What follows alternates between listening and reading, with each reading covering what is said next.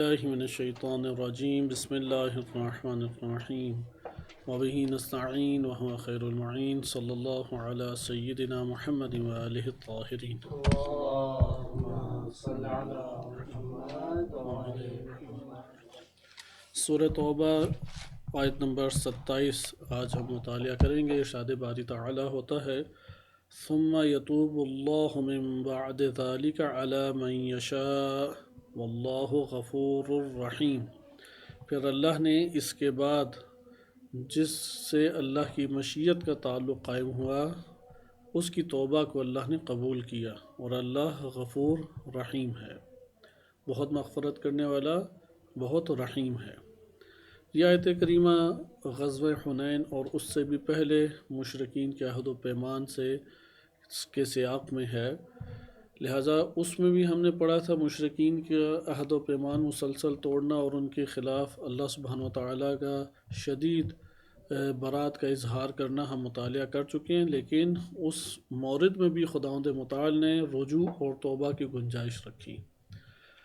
اس کے بعد پھر یہ مورد آ گیا، چونکہ یہ قبائلی خاندانی زندگی بسر کرتے تھے، ایک دوسرے سے بڑے گہرے روابط تھے، تو قرآن نے آ کے یہ درس دیا کہ تمہارے ذاتی تعلقات، شخصی تعلقات، کہ یہ باپ ہے، یہ بیٹا ہے، یہ فلاں رشتہ دار ہے، یہ دین کے اوپر ترجیح نہ پائیں، لہذا دینی امور کو غالب رکھو، بے شک ان سے ٹکرانا ہی کیوں نہ پڑ جائے۔ اور پھر آپ نے ملاحظہ کیا آیت نمبر 24 میں اللہ تعالیٰ نے واضح طور پہ ارشاد فرمایا کہ اگر تمہارے آباء و اجداد اور ایک طبقے کا نام لیا تمہیں زیادہ محبوب ہیں اللہ اور اس کے رسول کی راہ میں جہاد سے، تو پھر عذاب کا انتظار کرو۔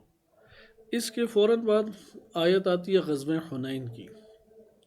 غزوہ حنین میں کثرت کی وجہ سے مسلمانوں کو اپنی کثرت پہ ناز تھا، اور وہ اپنی کثرت کے اوپر اپنے وجود کے اندر اعتماد کیے ہوئے تھے، اور ایک بھگدڑ مچ گئی، اور پھر نبی صلی اللہ علیہ وسلم بعض اپنے دیگر ساتھیوں کے ساتھ شدید دباؤ میں آئے، یہاں تک کہ شہادت کے قریب ایک حالات پیدا ہو گئے، اور اس کے بعد اللہ سبحانہ وتعالیٰ نے دشمنوں کی جیتی ہوئی جنگ کو اپنی مدد کے ذریعے سے شکست میں تبدیل کر دیا، اور اللہ تعالیٰ نے جس طرح پہلے کئی جگہوں کے اوپر مدد کی تھی، اس جگہ پر بھی مسلمانوں کی مدد کی، اور مدد کے پھر ہم نے دو طریقے پڑھے جو ہم سابقہ درس میں پڑھ چکے ہیں۔ پہلا مدد کا طریقہ کار یعنی آیت نمبر 26 میں یہ گزر چکا ہے۔ پہلا مدد کا طریقہ کار تھا خداوند متعال کا سکینہ یعنی سکون کو نازل کرنا۔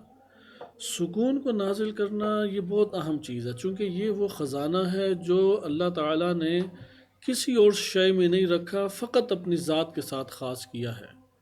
لہٰذا بعض قرآن کریم میں چیزیں ہیں جن کو اللہ تعالیٰ نے خصوصیت کے ساتھ اپنے ساتھ مختص قرار دیا ہے، جیسا الفت کا دلوں میں پیدا کرنا، اور واضح طور پہ آیت آ گئی کہ رسول اگر آپ دنیا و ما فیہا، یعنی میں مفہومی طور پہ عرض کر رہا ہوں، اگر یہ سب کا سب آپ مال و دولت ان پہ خرچ کریں تب بھی دلوں میں الفت پیدا نہیں کر سکتے، اللہ سبحانہ وتعالیٰ کی ذات دلوں میں الفت پیدا کر سکتی ہے۔ یہ تاکید کے عنوان سے، ایسا نہیں ہے کہ نبی صلی اللہ علیہ وسلم الفت کا باعث نہیں ہے، وہ تو رحمت للعالمین ہے، انہی کی برکت سے تو اللہ تعالیٰ نے دلوں میں الفت پیدا کی، جیسا کہ ہم پیچھے آیات پڑھ چکے ہیں کہ تم لوگ جہنم کے دہانوں کے اوپر تھے، اللہ نے اپنی رحمت کے ذریعے سے تمہارے دلوں میں ایک الفت کو پیدا کیا۔ خداوند متعال کا فضل و رحمت خود شخصیت رسول صلی اللہ علیہ وسلم ہے۔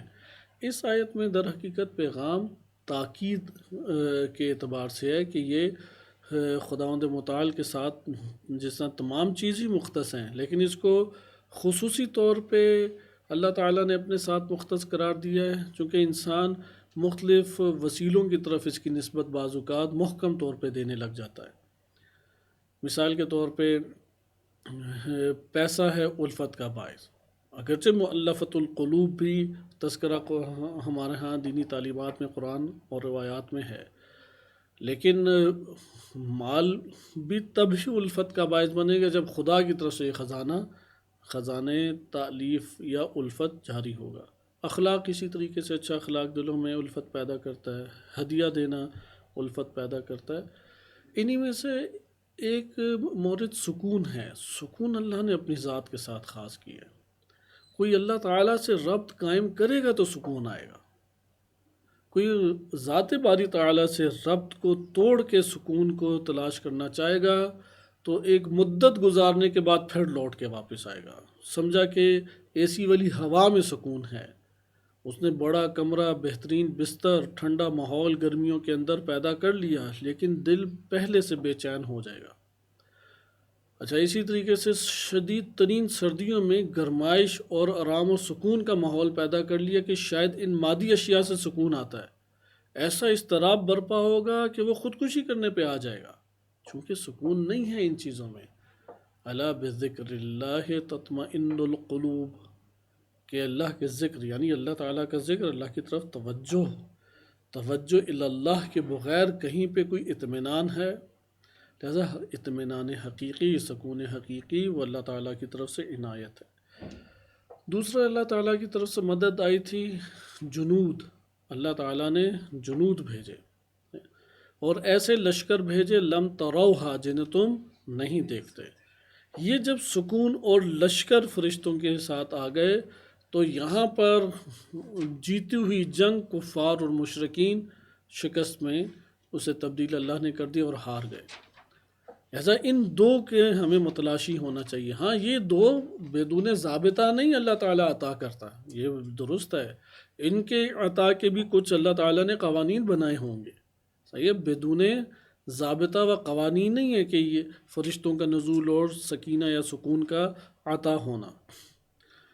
خصوصاً اس آیت میں فرشتوں کو جو جدا ذکر کیا، یہ فرشتے وہ نہیں ہیں کہ جو تعلق قائم ہو تو سکون کا باعث بنتے ہیں، چونکہ فرشتے بھی سکون کا باعث بنتے ہیں۔ یہ خداوند متعال کی طرف سے خصوصی عنایت تھی جو عام حالات میں عنایت نہیں ہوتی۔ اس عنایت کی وجہ سے وہ وہاں پہ ڈٹ کے مقابلہ کرتے رہے، گھبرائے نہیں، فرار نہیں کیا، بھاگے نہیں، دفاع نبی صلی اللہ علیہ وسلم کا کرتے رہے۔ یہ کیسے برپا ہوا؟ اس شدت میں ان کے اندر اضطراب کی بجائے ایک ہمت کا پیدا ہونا، عزم کا پیدا ہونا۔ حقیقت یہ ہے کہ جب بھی انسان ایک دینی کام کرتا ہے وہ اس سطح کے سکون کا متلاشی ہوتا ہے، ورنہ ہر جان جوکھوں والا اور سخت کام وہ اندر اضطراب کا باعث بن جاتا ہے۔ اور اکثر افراد آپ نے دیکھا ہوگا کہ دینی دنیا میں چھوڑ کے چلے جاتے ہیں۔ مثال کے طور پہ آپ ایک چھوٹا سا ادارہ بناتے ہیں، پلیٹ فارم بناتے ہیں، یا کچھ دین کے مراسم اور نشر و اشاعت کے لیے آغاز کرتے ہیں، آپ دیکھیں گے کہ افراد نہیں آ رہے، افراد ساتھ نہیں دے رہے۔ آپ کی اپنی ایک ذمہ داری ہے، یہاں پہ اگر استقامت دکھائی خدا سکون عطا کرے گا۔ ان لوگوں کی تنہائی تکلیف پہنچائے گی لیکن یہ تکلیف قابل برداشت ہوگی، اس سکون کی وجہ سے برداشت کرے گا، بلڈ پریشر ہائی نہیں ہوگا، بہت سارے عیوب اور نقائص تہمت کی صورت میں لگائے جائیں گے، انسان اس میں بپھرے گا نہیں، کیونکہ اندر اس کے سکون اور وقار اللہ تعالیٰ نے برپا کیا ہوا ہے، اس لیے وہ ساری مشکلات سہ رہا ہے۔ یہ نہیں ہے کہ وہ مشکلات اس پر اثر نہیں کر رہی، اسے تکلیف نہیں دے رہی، لیکن اس کے اندر ایک سکون برپا خداوند متعال نے کر دیا۔ یہ منظر ہم ہر کامیاب دینی مرحلے کے اوپر دیکھتے ہیں۔ یہاں پہ آیت نمبر جو 27 ہے اس میں اللہ سبحانہ وتعالی ارشاد فرماتا ہے کہ پھر اللہ نے توبہ قبول کی، چونکہ اب جو بھاگ گئے تھے وہ لوٹ کے آئے، شرمندہ ہوئے، نادم ہوئے اللہ تعالیٰ کی بارگاہ میں، اور اللہ تعالیٰ نے پھر چاہا جس کی توبہ قبول کرنا اس کی توبہ قبول کی۔ ادھر یہ نہیں کہا کہ جس نے بھی توبہ کی اللہ نے قبول کر لیا، بلکہ کیا ادھر ارشاد ہو رہا ہے علی من یشاء، کہ جس کو اللہ نے چاہا اس کی توبہ کو اللہ نے قبول کیا۔ اور پھر خداوند متعال نے اپنے دو اوصاف کو بیان کیا، غفور اور رحیم۔ یہ اللہ تعالیٰ کے اسماء و صفات سے تعلق رکھتا ہے۔ قابل التوب قرآن نے ذکر کیا ہے، اللہ تعالیٰ توبہ کو قبول کرنے والا ہے۔ اور اسی طرح سے خداوند متعال نے بیان فرمایا ہے کہ خدا رحیم ہے، غفور ہے۔ اس کو اپنے کسی مرحلے پہ حل کریں گے کہ اسماء و صفات اور ان صفات کی اساس کے اوپر کیا کیا افعال جنم لیتے ہیں، چونکہ جو فعل الہی جنم پا رہا ہے کائنات میں، جو فعل الہی وہ کسی نہ کسی اسم کی وجہ سے، اور اسم کسی نہ کسی صفت کی وجہ سے ہے، اور صفت کا تعلق ذات سے ہے۔ یہ ترتیب ہے کہ جو اعتقادات میں ہمارے بیان ہوئی اور قرآن اور روایات میں بھی وارد ہوئی ہے۔ ذات متصف ہے اوصاف سے، اگرچہ وہ زائد بر ذات نہیں ہے، جیسے ہمارے اوصاف ہماری ذات سے جدا ہو سکتے ہیں اور پہلے نہیں تھے بعد میں آئے، زائد بر ذات نہیں ہے، لیکن ہر صفت اسم کو وجود دیتی ہے، اور اسم سے فعل الہی وجود میں آتا ہے۔ عرفا اور حکمت مطالعہ کا ایک نظریہ ہے، کئی سوالات پیدا ہوتے ہیں، وہ سوالات سارے کے سارے بہترین اس کے جوابات ہیں، لیکن میں اس نظریے کی طرف اشارہ عرض کروں گا۔ کائنات میں جو کچھ ہو رہا ہے وہ فعل الہی ہے، لیکن شر کی نسبت اللہ کی طرف نہیں دی جا سکتی، ظلم کی نسبت اللہ کی طرف نہیں دی جا سکتی۔ مثلا غزہ، فلسطین، لبنان، ایران یا رہبر معظم کو شہید کیا، اس سے پہلے بڑی بڑی الہی شخصیات کو ظالمانہ طریقے سے شہید کیا، کیا یہ فعل الہی سے باہر تھا؟ فعل الہی سے باہر نہیں ہے۔ پھر نعوذ باللہ اللہ تعالیٰ نے ظلم کیا؟ نہیں، اللہ نے ظلم نہیں کیا۔ اللہ تعالیٰ نے شر کو ادھر ایجاد کیا؟ اللہ تعالیٰ نے شر کو ایجاد نہیں کیا۔ پھر کیسے فعل الہی ہے؟ یہ ایک تفصیلی بحث ہے، لیکن ہر فعل کس کے تابع ہے؟ اسم کے تابع، اسم کے۔ اسم کس کے تابع ہے؟ صفت کے۔ لہٰذا جب ہم غفور کہتے ہیں تو اس غفور کے نتیجے میں افعال الہی کا مجموعہ ہمارے سامنے آئے گا۔ جب ہم رحیم کہتے ہیں تو افعال الہی کا مجموعہ ہمارے سامنے آئے گا، جیسے تمام خلقت رحمت الہی کا نتیجہ ہے۔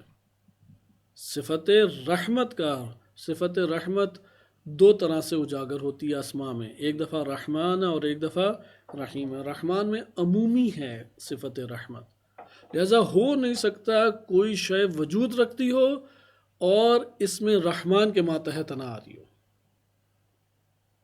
کوئی شے بھی ایسی نہیں ہے کہ جو وجود رکھتی ہو، اور چونکہ وجود کا عطا ہونا ہی اس میں رحمان کے تقاضے کے تحت ہے۔ لیکن جب رحیم کہتے ہیں تو یہ خصوص ہے، رحیم آزاد نہیں ہے۔ رحیم جب ہم کہتے ہیں تو یہ اللہ تعالیٰ کا مخصوص قسم کی رحمت ہے، جو اولیاء کے ساتھ یا خاص بندوں کے ساتھ خاص ہے، مثلا مومنین کے ساتھ خاص ہے۔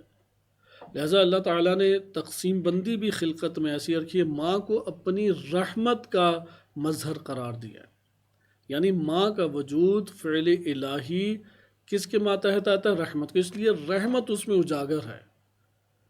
تو یہ غفور الرحیم اس طرح کھولنے کی ضرورت ہے، اس سے میں نے اس لیے اشارہ کیا کہ ہم اس آیت کے ضمن میں بہت گہری مباحث میں جا سکتے ہیں، لیکن ابھی نہیں جائیں گے۔ صرف یہ ترتیب ذہن رکھیں، ذات، صفت، اسم، اسم سے فعل۔ صحیح ہے؟ ذات ہے، صفت ہے، اسم ہے، اور اسم باعث بنتا ہے افعال کا۔ یہاں پہ کلمہ توبہ کو آج ہم حل کریں گے، اور اس کے بعد اگلی آیت کے اوپر ہم منتقل ہوں گے۔ البتہ میں پہلے اگلی آیت پڑھ دوں تاکہ اس میں بھی ایک اہم بحث کو فقہی طور پہ کچھ ملاحظہ کریں گے۔ آیت نمبر 28 میں ارشاد باری تعالیٰ ہوتا ہے، یا ایھا الذین آمنوا انما المشرکون نجس، کہ اے ایمان لانے والوں، مشرکین فقط اور فقط نجس ہیں، نجاست ہیں، نجس یعنی نجاست ہیں۔ فلا يقربوا المسجد الحرام بعد عامهم هذا، اس سال یعنی 9 ہجری کے بعد مسجد حرام کے قریب بھی نہ آئی ہے، داخلہ ممنوع ان کا۔ مسجد حرام میں بالخصوص اور عمومی طور پہ مکہ مدینہ دونوں میں داخلہ ممنوع ہو گیا۔ شہر مکہ اور مدینہ شہر عبادت ہے، شہر طہارت ہے، ادھر کافر مشرک نہیں آ سکتا، مگر یہ کہ جو ضابطے دین نے بیان کیے ہیں اس کے تحت۔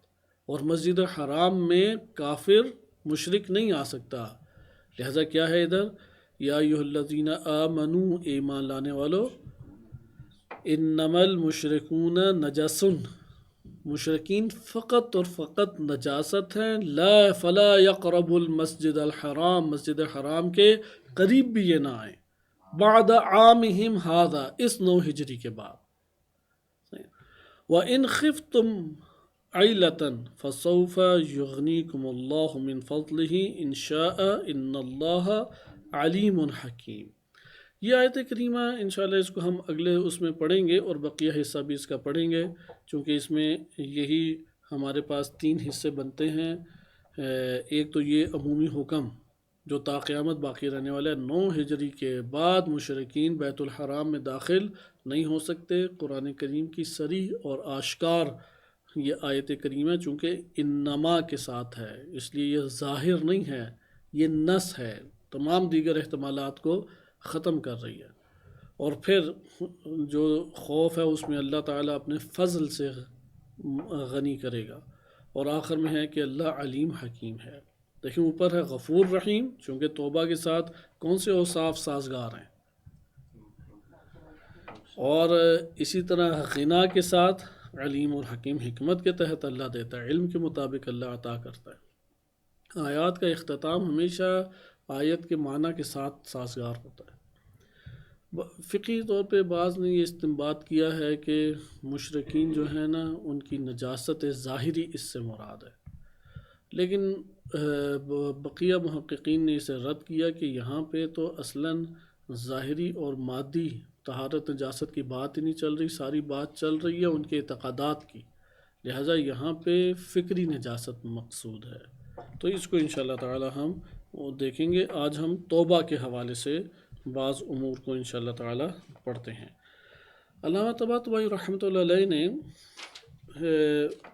جز نمبر 4 جلد نمبر 4 میں سورہ نساء آیت نمبر 17 اور 18 کے ضمن میں ایک تفصیلی بحث کی ہے، توبہ سے مربوط ایک تفصیلی بحث علامہ طباطبائی رحمۃ اللہ علیہ نے کی ہے۔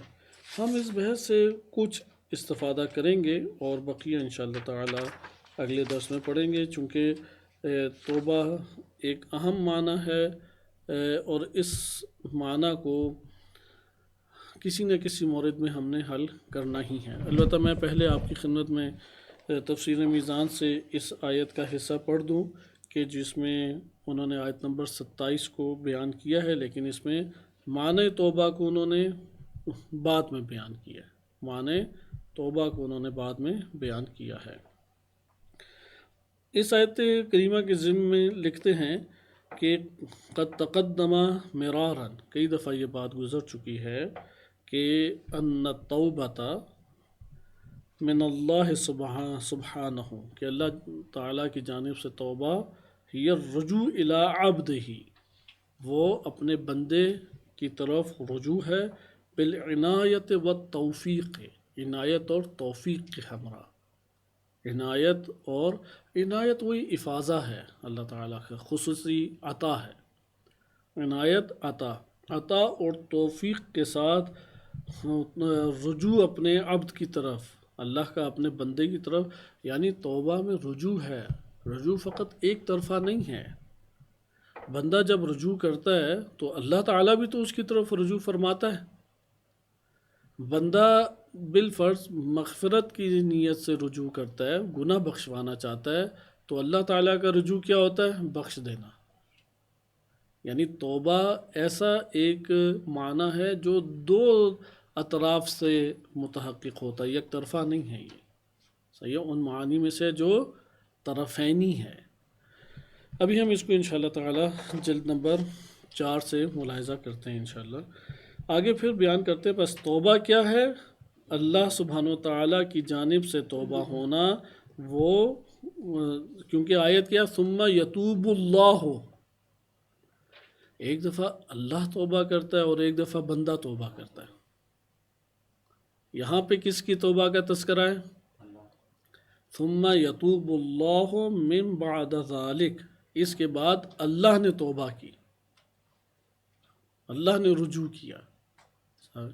مثلا ایک دفعہ قابل التوب،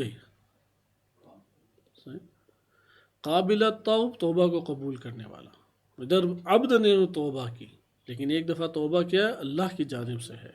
اللہ کی جانب توبہ ہونے کا مطلب علامہ طباطبائی رحمۃ اللہ علیہ اسی آیت کریمہ کے ضمن میں بیان فرما رہے ہیں کہ ان التوبہ من اللہ سبحانہ، اللہ سبحانہ کی جانب سے توبہ ہے الرجوع الی عبدہ، اپنے عبد اپنے بندے کی طرف اللہ کا رجوع کرنا ہے، بالعنایت والتوفیق، عنایت اور توفیق کے ہمراہ، عنایت اور توفیق کے ہمراہ۔ بس توبہ ہر دو طرف نسبت رکھتی ہے، اللہ کی طرف بھی اور بندے کی طرف بھی۔ قرآن کی بعض آیات اللہ کی توبہ کو بیان کرتے ہیں اور بعض آیات عبد کی توبہ کو بیان کرتے ہیں، اس لیے توبہ فقط عبد کی طرف سے نہیں ہے۔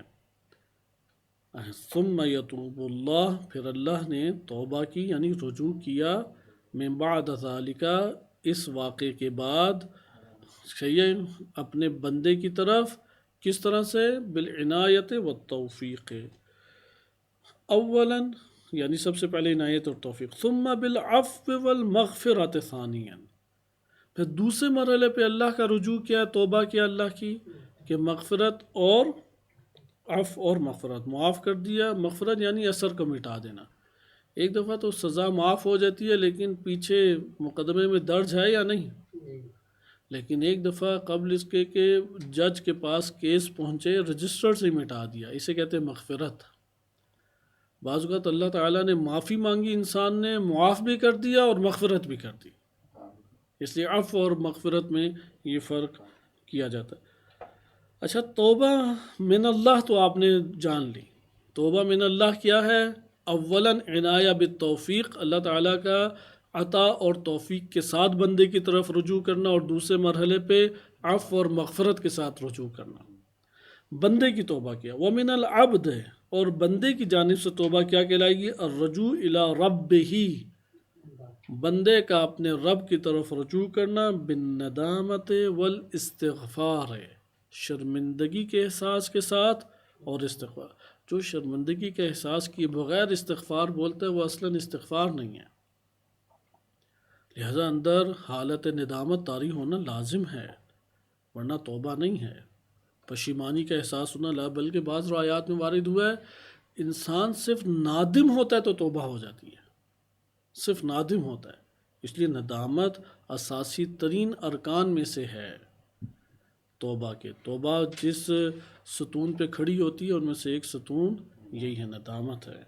والاستغفار، ولا یتوب اللہ علی من لا یتوب الیہ، اللہ اس کی طرف توبہ نہیں کرتا جو اللہ کی طرف توبہ نہ کرے، اللہ اس کی طرف رجوع نہیں کرتا جو اللہ کی طرف رجوع نہ کرے۔ یہ ضابطہ ہے، قانون اللہ تعالیٰ نے خلق کیا ہے کہ اللہ فقط ان لوگوں کی توبہ کرتا ہے، یا اللہ تعالیٰ کی توبہ ان لوگوں کے لیے ہوتی ہے جو اللہ سبحانہ وتعالیٰ کی طرف توبہ کرے۔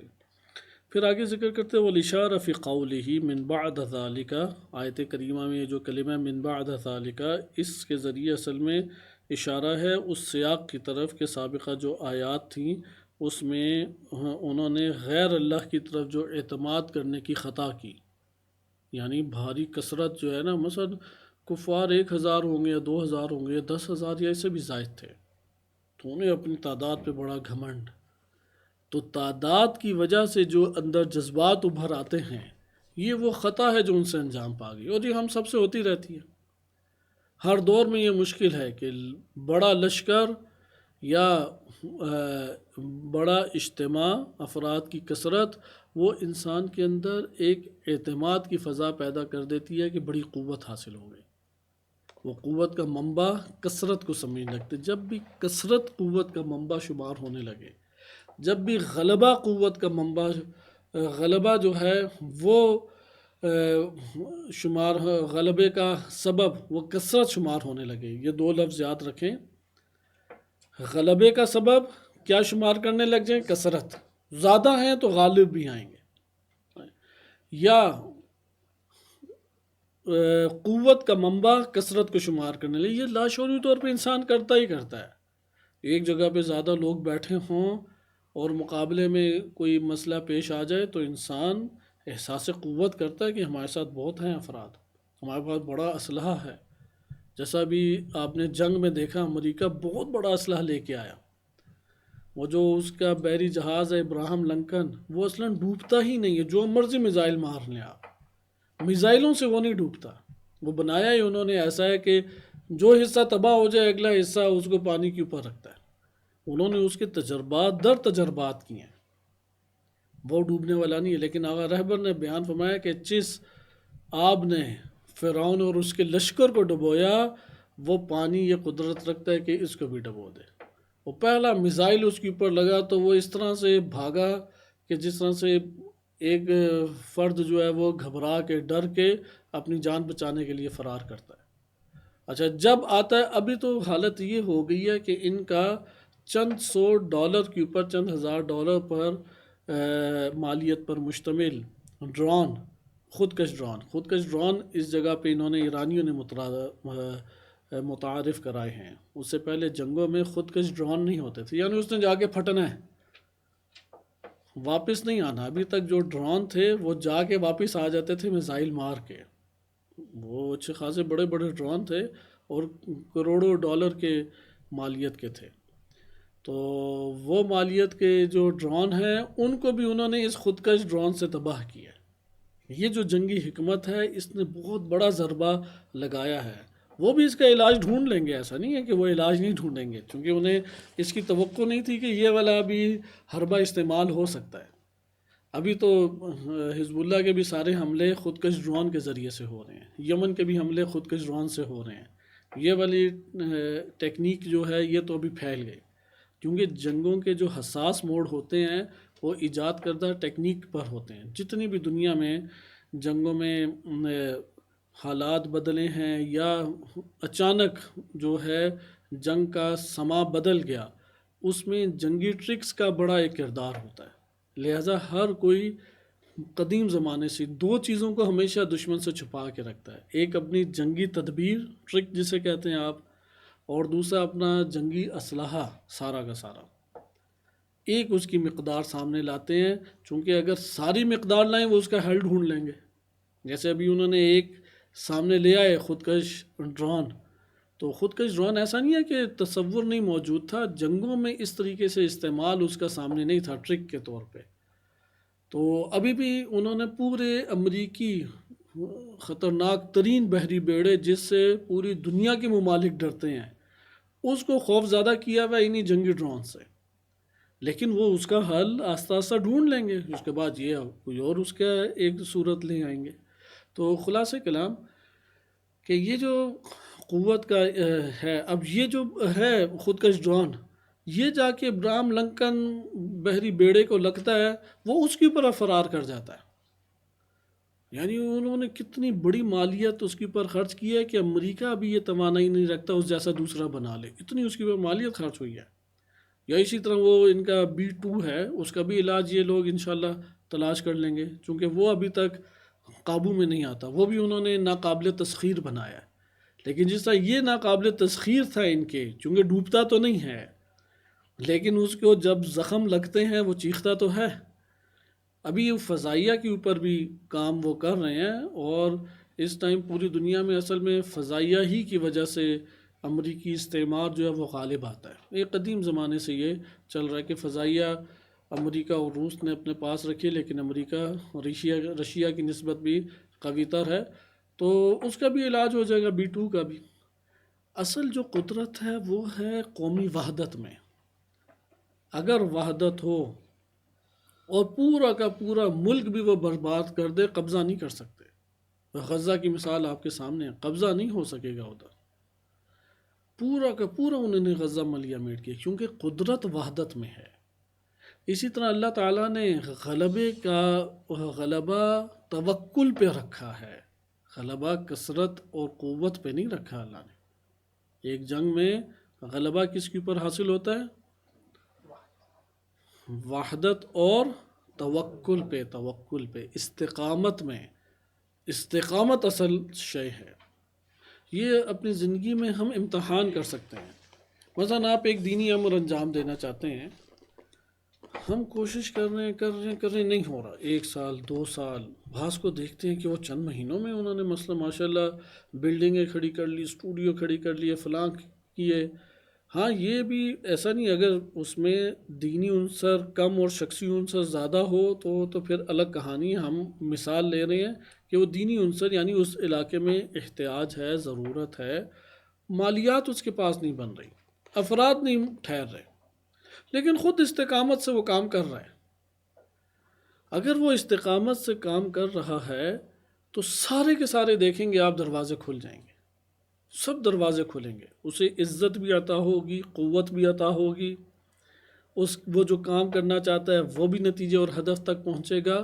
شرط یہ ہے کہ استقامت اللہ کی بارگاہ میں جاری رکھیں، یعنی خالص کرے اللہ کے لیے اپنے کام کو اور استقامت کے ساتھ جاری رکھے، ان مشکلات کو سہے، یعنی سنیں دوسروں کے تانے، سنیں کچھ غربت اور فقر کے حالات، یہ تھوڑی سی آتش یا حرارت پہنچنے دے، یہ پہنچے گی تو نور ایمان وہ اجاگر ہوگا، نفس کے اندر سے نکلے گا۔ مٹی سے پودا ہرا بھرا سبز سرسبز پودا نکلنے میں بہت حرارت چاہیے، وہ لمحہ حرارت کاٹے تاکہ زمین کے نفس کے اندر سے یہ خوبصورت ترین ثمرہ ہمارے سامنے آ جائے، اس لیے نفس کو اس طرح کی حرارت چاہیے ہوتی ہے۔ تو یہاں پہ آپ نے ملاحظہ کیا کہ اسی طریقے سے ہم یہ دیکھ رہے ہیں کہ یہ جنگ میں بھی دشمن کا اعتماد کس پر تھا؟ اسلحے پہ، اور ہمیشہ ایسا رہا ہے، یہ ابھی کی بات نہیں ہے۔ ہر دور میں جہاں پر بھی عاقلانہ رائے یہ شمار کی کہ ہمارے پاس تو کچھ ہے ہی نہیں، ہم تو اقلیت میں ہیں، ہمارے پاس تو طاقت ہی نہیں ہے، جس میں جہاں پہ یہ والی بات آئی ہے وہ صدی در صدی ذلت اور خواری کا شکار قومیں ہوئی ہیں، لیکن جنہوں نے توکل، حریت، استقامت کا سبق پڑھا اور ڈٹ گئے، ایک نسل ختم ہوئی ہے، اگلی نسل فتح یاب ہو گئی، بڑے سے بڑا استعمار شکست کھا گیا۔ یہ نہیں کہتے کہ وہ سارے زندہ بچ جائیں، چونکہ زندہ بچنا فتح نہیں ہے، فتح یہ ہے دشمن جو چاہتا تھا وہ کامیاب نہ ہونے دے، یہ فتح ہے۔ فتح کا معیار ہمیشہ یہی ہوتا ہے کہ جو دشمن چاہتا ہے اس میں کامیاب نہیں ہوا، نہ یہ فتح ہے کہ ہماری جانیں بچ جائیں، ہمارا مال بچ جائے، وہ تو دو پہ آئے گا تو جائے گا، وہ دشمن ہی اس میں لے کے جائے گا، تو پھر کوئی زلزلے لے جائیں گے، کوئی طوفان لے جائیں گے، وہ نہیں لے کے جائیں گے، گھریلو جھگڑے سارا کچھ لے جائیں گے، وہ تو بچنا تو ویسے ہی نہیں اس دنیا میں، گھریلو جھگڑے بھی نہیں ہیں تو انسان کی زندگی ختم ہوگی اور مر جائے گا اور سب کچھ پیچھے چھوڑ جائے گا، یہ چیزیں تو بچنے کے لیے ہیں ہی نہیں، صحیح ہے، نہ جان بچنی ہے نہ مال بچنا ہے، اس لیے دشمن جو چاہتا ہے اس کا ناکام ہونا ضروری ہے۔ یہاں پہ آپ نے ملاحظہ کیا کہ انہوں نے علامہ طباطبائی رحمۃ اللہ علیہ نے المیزان میں کیا ذکر کیا کہ علامہ یعطیہ السیاق الی ما ذکرہ فی الآیتین السابقتین، دو پچھلی آیات میں جو غزوہ حنین کا یعنی تذکرہ اور غزوہ حنین کے بعد سکینہ اور نزول فرشتگان کے ذریعے سے اللہ کی جو مدد کا آنا ہے، یہ اس سے پہلے کی دو آیات ہیں۔ یہ سیاق آیت بتاتی ہے کہ ان سے ایک خطا ہوئی تھی، اور یہ خطا اجتماعی تھی، جس میں نبی صلی اللہ علیہ وسلم اور چند صحابہ کرام رضوان اللہ تعالی علیہم وہ وہاں پر استقامت کے ساتھ ڈٹے رہے۔ بقیہ جو ہیں چونکہ ایک اجتماعی فضا کیا بنی ہوئی تھی، اس اجتماعی فضا سب کی یہ بنی ہوئی تھی، یہ لاشعوری ایک فضا بنتی ہے کہ جس دشمن سے لڑنے چاہ رہے ہیں وہ 2000 سے اوپر نہیں ہے اور ہم 10,000 سے بھی اوپر ہیں، واقعی عدد بہت ہے، پھر پورے جزیرے عرب کے اوپر ہم فاتح ہیں، فتح کا جشن منا رہے تھے، مکہ فتح ہو گیا کہ جس کے خواب دیکھا کرتے تھے، چونکہ سارے کے سارے جھگڑوں اور جنگوں کا مرکز وہ اس وقت مکہ تھا، مکہ فتح ہو گیا تو کتنی ایک قدرت اور طاقت کا احساس ہوگا۔ تو یہ اندر جذبہ موجود تھا کہ ہمارے پاس چونکہ کثرت ہے اس لیے کثرت منبع قوت ہے، اور دوسرا چونکہ کثرت ہے اور کثرت منبع غلبہ ہے، کثرت کو انہوں نے غلبے اور قوت کا منبع قرار دیا، اللہ سبحانہ وتعالیٰ کی طرف توجہ ہٹا لی۔ یہ ہے کہ ذکر کرتے ہیں من خطیئتہم، ان کی خطا کیا تھی، بالرکون، رکون کہتے ہیں اعتماد کو، الی غیر اللہ، اللہ کے غیر کے علاوہ، اپنی کثرت کے اوپر انہوں نے اعتماد کیا، سبحانہ، اللہ سبحانہ کے غیر کے اوپر اعتماد، و معصیتہم بالفرار، استقامت کو چھوڑ دیا، فرار اختیار کیا۔ فرار بہت خطرناک چیز ہے، اسی لیے مکتب امام خمینی رحمۃ اللہ علیہ کے رمز کیا ہے مکتب کا؟ وفائے عہد۔ جیسے سید المقامہ سید حسن نصر اللہ رضوان اللہ تعالیٰ علیہ جب شہید ہوئے تو پھر کیا شعار بلند کیا؟ انا علی العہد، ہم عہد و پیمان پہ باقی ڈٹے ہوئے ہیں۔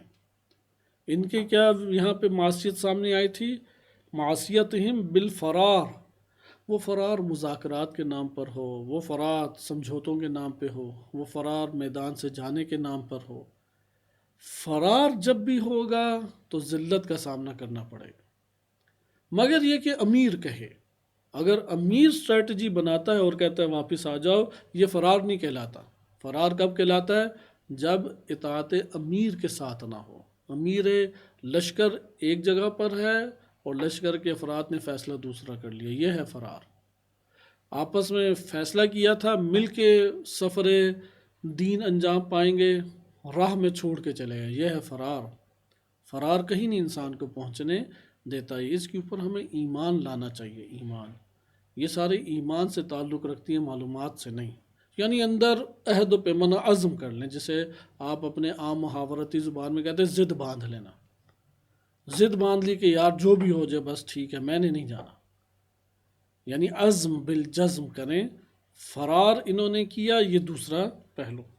پھر آگے کہتے ہیں وَالتَّوَلِّ، یعنی وہی رخ پھیر لینا، فرار اور منہ پھیر لینا۔ ثم انزال السکینہ و انزال الجنود و تعذیب الذین کفروا، پھر اللہ نے کیا مدد کی؟ سکینہ نازل کیا، لشکر فرشتوں کی شکل میں نازل کیے، اور عذاب دیا اللہ تعالیٰ نے کافرین کو۔ یہ آپ نے ملاحظہ کیا اس آیت کریمہ میں من بعد ذالک کی تفسیر۔ پھر آگے ذکر کرتے ہیں والملائم لذالک ان یکون الموصول فی من یشاء۔ من یشاء میں من اس میں موصول ہے، اس کی گہرائی میں نہیں جاتے، صرف اتنا جان لیں کہ من یعنی کون؟ جس سے بھی مشیت الہی کا تعلق پیدا ہوگا اس کی طرف اللہ نے رجوع کیا۔ اللہ نے توبہ کس کی طرف کیا ہے؟ جس سے مشیت الہی کا تعلق پیدا ہوا ہے۔ اس لیے اللہ تعالیٰ کی ذات بھی توبہ کرتی ہے۔ اللہ نے توبہ کی، کس کی طرف توبہ کی؟ جس سے اللہ کی مشیت کا تعلق قائم ہوا۔ اللہ سبحانہ وتعالیٰ کی مشیت کا تعلق قائم ہونے سے آگے ہم وہ لائنیں ملاحظہ کرتے ہیں، لیکن اس جگہ پہ پھر توجہ کریں کہ ان کی خطا کیا تھی جو علامہ طباطبائی رحمۃ اللہ علیہ نے ذکر کیا آیات کریمہ کے ذیل میں۔ دو چیزیں، غیر اللہ کے اوپر اعتماد۔ ادھر غیر اللہ کیا ہے؟ غلبہ اور قوت کا منبع اپنی کثرت کو سمجھنا، اور دوسرا پہلو کیا ہے جو ان کی خطا ہے؟ استقامت کو چھوڑنا، فرار کرنا۔ بعض اوقات انسان فرار کی روش اختیار کر لے، ہر محاذ پہ شکست کھا جاتا ہے، نہ پڑھائی کر سکتا ہے، نہ جاب کر سکتا ہے، نہ کاروبار کر سکتا ہے، نہ گھریلو مسائل حل کر سکتا ہے، کچھ بھی نہیں کر سکتا اگر روش فرار اختیار کر لے۔ چونکہ غلبہ اور فتح اللہ تعالیٰ نے باندھ دی ہے استقامت کے ساتھ، بدون استقامت نہیں میسر آ سکتی انسان کو۔ انسان ہر مشکل سے نکل سکتا ہے، کس کے اوپر؟ توکل اور استقامت۔ توکل غیر اللہ پہ نہیں کرنا، منبع قدرت کا، طاقت کا، رزق کا، ربوبیت کا، وہ سب چیزیں وہ ذات باری تعالیٰ ہے۔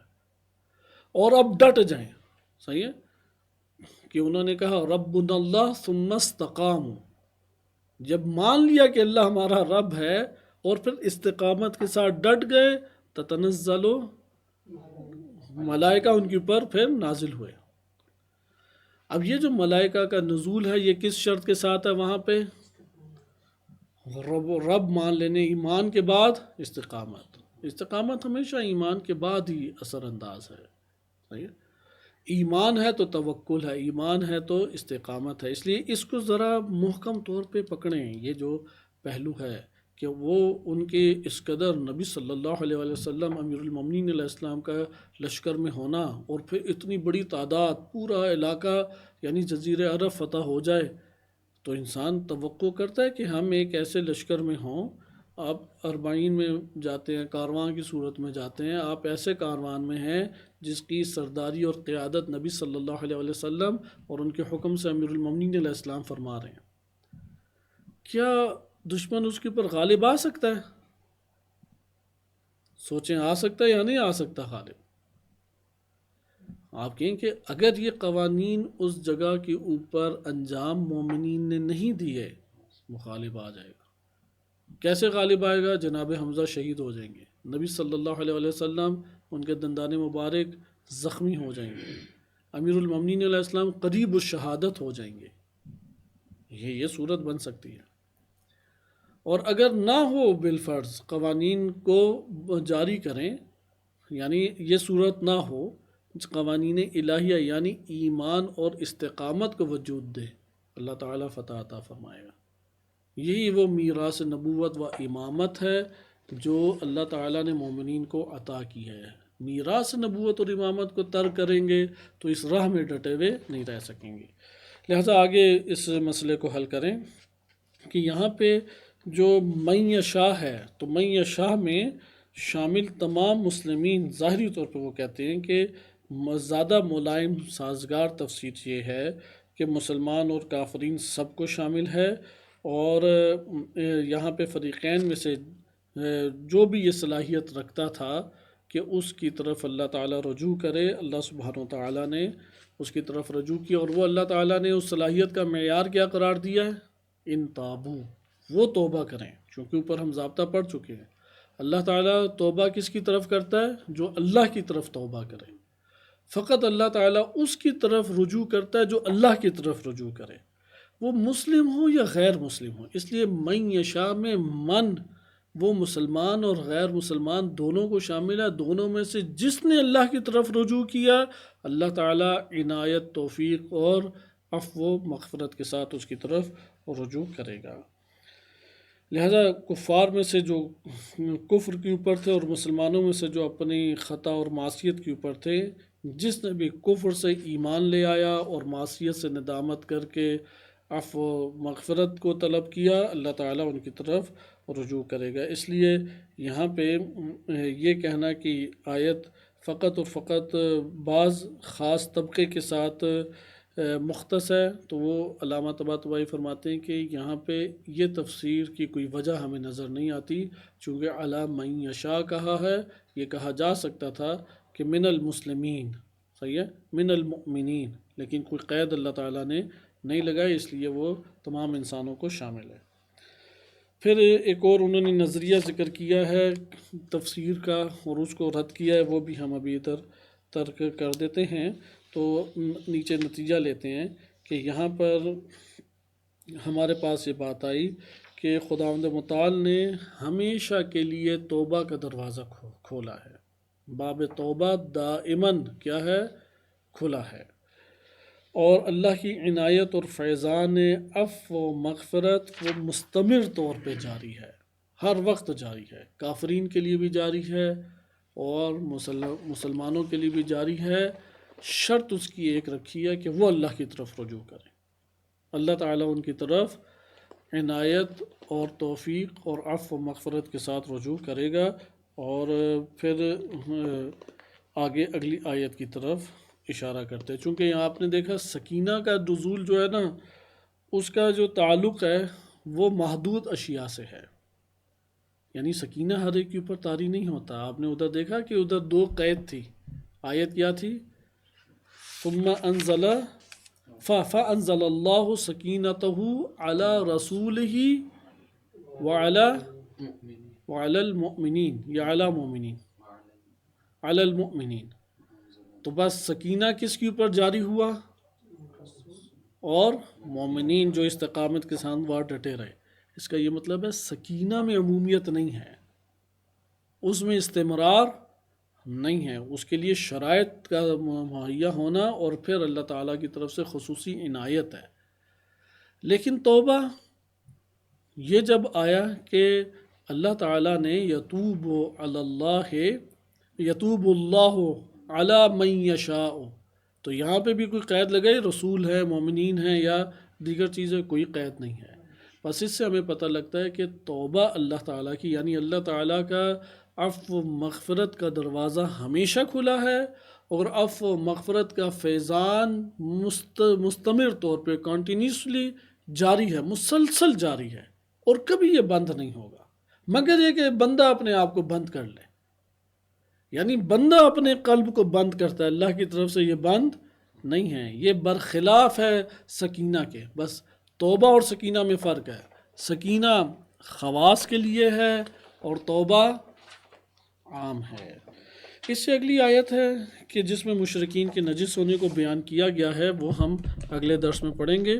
یہاں پہ صرف ایک اشارہ کیا جائے کہ توبہ میں ہم کوشش کریں گے اگلے درس میں جو علامہ طباطبائی رحمۃ اللہ علیہ نے توبہ کے اوپر موضوعاتی بحث کی ہے، اس کو ہم المیزان کے دائرے میں پڑھ لیں، چونکہ پورے قرآن سے اگر ہم آیات کو لے کے آئیں تو وہ بہت طولانی ہمارا موضوع ہو جائے گا اور ہم سورہ توبہ کے دائرے سے نکل جائیں گے، اس لیے اس کی طرف نہیں جائیں گے۔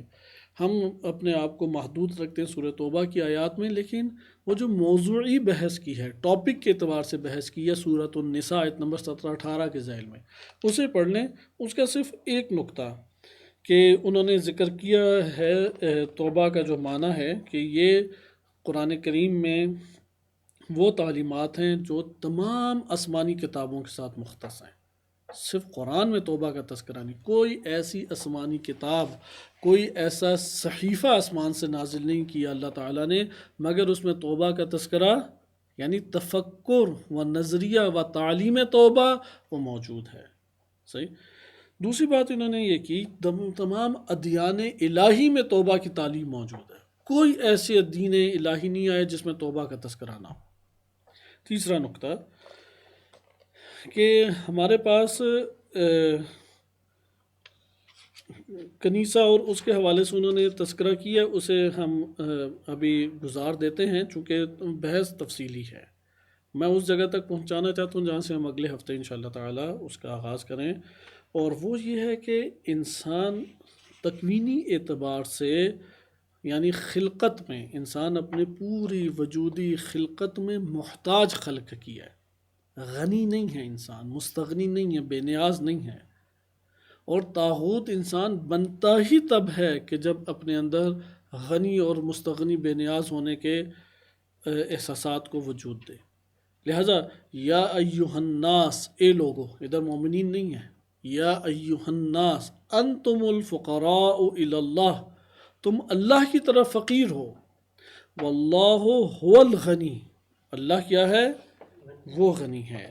یہ آیت اصل میں بیان کرنا مقصود تھی کہ یہاں پہ آپ نے دیکھا کہ ہم خالصتاً محض فقیر ہیں، چونکہ کوئی چیز اپنی ہے ہی نہیں، نہ سانسیں، نہ مال، نہ کمال، نہ اپنی جان، نہ نفس، نہ بدن، نہ مال، نہ اولاد، کوئی چیز بھی ہماری نہیں ہے، سب کیا ہے؟ عطا الہی ہے، ساری کی ساری چیزیں عطا ہیں، کوئی ایک شے بھی ہماری اپنی ملکیت نہیں۔ ہر خیر جو ہمارے ذہن میں ابھرتا ہے یا زبان سے جاری ہوا ہے وہ اللہ تعالیٰ نے جاری کیا، وہ عطا اللہ نے کیا، کوئی خیر نہیں جاری ہو سکتا۔ کوئی کمال، ایک بڑا ذہین ہے، ایک بڑا مالدار ہے، ایک بڑے اچھے اخلاق کا مالک ہے، ایک بڑا اہل علم ہے، سارے کمالات اللہ نے اس سے جاری کیے ہیں، وہ عدم ہے، خالی ہے، فقیر ہے، محتاج ہے، عطا میں بھی اور بقا میں بھی۔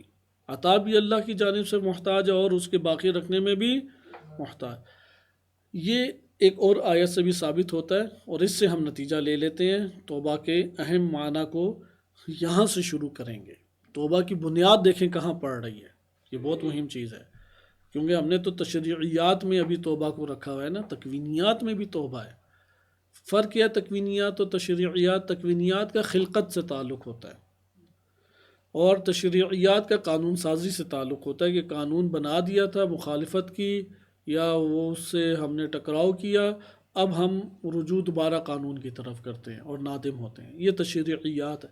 ایک ہے رجوع کرنا خلقت میں رکھ دیا گیا ہے، اس لیے آیت کریمہ آپ ملاحظہ کریں، سورہ فرقان میں ارشاد باری تعالیٰ ہوتا ہے وَلَا يَمْلِكُونَ لِأَنفُسِهِمْ، وہ اپنے نفوس میں اصلاً ملکیت نہیں رکھتے، ضرًا ولا نفعا، نہ کسی نقصان کا نہ نفع کا، ولا يملكون موتا ولا حیاتا ولا نشورا، نہ موت، نہ حیات، نہ زندگی، نہ موت اور نہ نشر کی، اصلاً کسی چیز کی بھی ملکیت نہیں رکھتے۔ جب میں آپ کائنات کی ہر شے وہ نہیں ملکیت رکھتی، خود کسی شے کی مالک نہیں ہے، کچھ اس کے پاس اپنا ہے ہی نہیں، تو اس کو لینے کا وہ محتاج ہے یا نہیں، اور اس کو باقی رکھنے میں محتاج ہے یا نہیں، اس محتاجی کی وجہ سے وہ رجوع کرے گا یا نہیں، یہ رجوع توبہ کہلاتا ہے۔ یہ رجوع کیا کہلاتا ہے؟ توبہ۔ اللہ، ہم چونکہ فقیر ہیں، یعنی ہم اپنے وجود میں، اپنی سانسوں میں، اپنی حیات میں، اپنے کمالات میں، اپنے مال اولاد میں، ہر شے میں ہم کیا ہیں؟ فقیر۔ اور فقیر کہتے وہ ہیں کہ جو اپنی ضرورت پوری کرنے کے لیے محتاج ہو اور رجوع کرے۔ لہٰذا اللہ کی طرف رجوع کرنا خلقت کے تقاضوں میں سے ہے، اس لیے کوئی گناہ نہیں کیا تب بھی خلقت کا تقاضا باقی ہے یا نہیں، کہ بار الہ مجھے حیات دے، بار الہ مجھے نفع دے، بار الہ میرے لیے مشکل آسان فرما، ان سب چیزوں کے تقاضا ہے یا نہیں؟ یہ تقاضا ابھارتا ہے کہ توبہ مسلسل کرتے رہو۔ اس لیے توبہ ہمیشہ گناہ کے اوپر نہیں ہے، توبہ اصل میں فقر کی وجہ سے ہے، فقیر ہیں اس لیے توبہ ضروری ہے۔ یہ پہلا ہمارے پاس پہلے ہی بنیاد پڑ گئی توبہ کے معنی سمجھنے میں۔ لہذا عبد اپنے فقر کی وجہ سے توبہ کرتا ہے، اور اللہ تعالیٰ اپنے غنی ہونے کی وجہ سے توبہ کرتا ہے۔ وہ چونکہ غنی ہے، چونکہ سلطان ہے، مالک ہے، بے نیاز ہے، صحیح ہے، رحیم ہے، حکیم ہے، ان اوصاف کی وجہ سے وہ عطا کرتا ہے، وہ عطا کے ساتھ رجوع کرے گا، اور یہ فقر کی وجہ سے رجوع کرے گا۔ اس لیے توبہ طرفینی ہے، یک طرفہ نہیں ہے، لیکن اس توبہ اور رجوع کا سبب الگ الگ ہے۔ عبد کی طرف رجوع کا سبب کون ہے؟ اس کا فقیر اور محتاج ہونا۔ رب کی طرف توبہ اور رجوع کا سبب کیا ہے؟ غنی اور سلطان اور رب ہونا۔ اس کے اگلے مرحلے کے انشاءاللہ معنی ہم اگلے درس میں مطالعہ کریں گے۔ صلی اللہ علیہ سیدنا محمد وآلہ الطاہرین۔